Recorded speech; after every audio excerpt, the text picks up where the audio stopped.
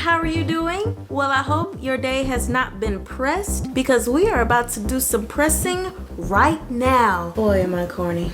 Might scratch that. Welcome back to another episode of In the Kitch with none other than myself, Abeje TheAtre. So first, I just want to apologize to you guys for not having a video this past Thursday. A lot has happened since the last time I saw you guys. I went from looking for a dog to get before the end of the year to having the dog before the week was even over. Zuzu, hey buddy. Anyway, you guys, so I have a puppy and his name is Zuko, but we call him Zuzu. Yeah, we got him on Thursday, but I was prepping Tuesday and Wednesday to get him. So everything was just really hectic and I did not have the energy to push out a video. Like, I feel like I have a child. So anyway, today I want to show you guys how to work with another mushroom because remember, fungi is friend. So the mushroom we're working with today is the oyster mushroom. Yay. So very excited. From a previous video, if you guys remember, I said, you know, there are many ways to cook them. Actually, in a recipe I just did, they were blended up with some other mushrooms and cooked as ground meat. You know, you can just saute them on the stove and be fine. You can put them in the air fryer, in the oven.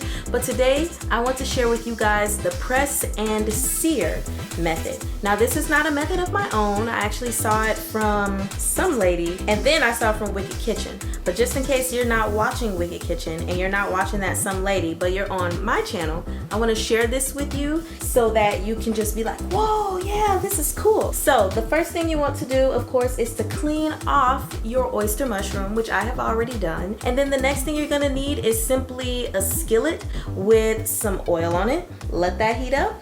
And then if you have a mason jar, I strongly suggest that you have one or two because this will help in the process and you'll see how in just a second actually. And I would say you can put the stove up to like medium heat. That's perfectly fine. So what we're going to do is whether you put oil on the stove or you just put butter, we're actually going to take this oyster mushroom and put it on the skillet. So what we're going to do is, if you have a mason jar, fill it up with water. But if you don't, then you can just fill up a pot or whatever. But we're going to press down on this mushroom. Simply put, and for the first minute or so, or just like for 30 seconds if you want, you can just put a glove on and push down a little bit. But normally I fill up 2 mason jars. Actually, I just have 2 mason jars automatically set up.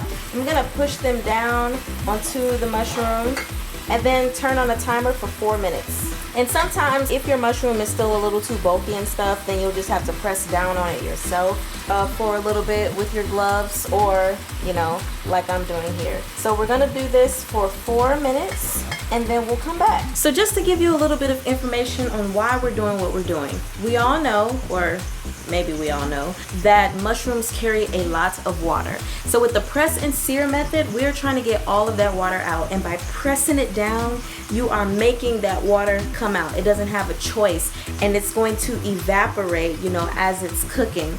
So we're going to have it for 4 minutes on the side that it's on. Then we're going to flip it over to the other side for 4 more minutes. Do literally the exact same thing. In the midst of that, no, you're not putting on any seasonings. Hold on, back.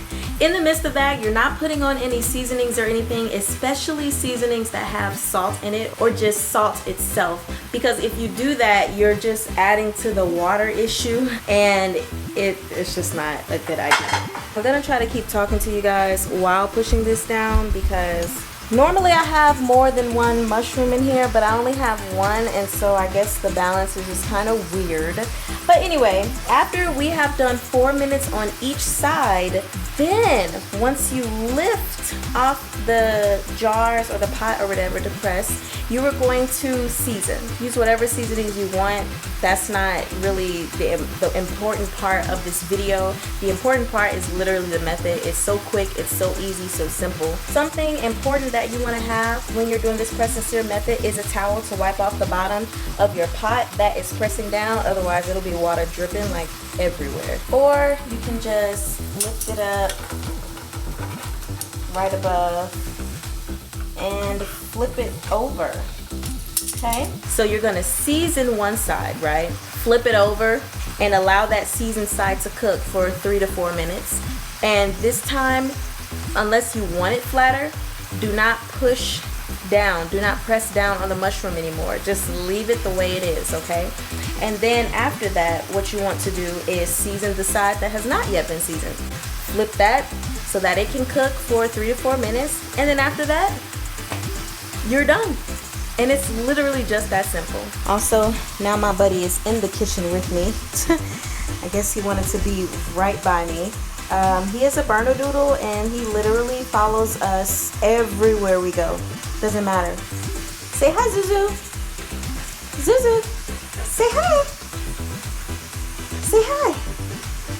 Yeah. And every now and then, of course, depending on what kind of pan you have, check on it to make sure it's not sticking, because that'll be quite the difficult time picking that up. Doesn't it look like grilled chicken or sauteed chicken? It looks so good, and the aromas, oh my gosh. Alright, so we are done, and I'm going to move this to a cutting board.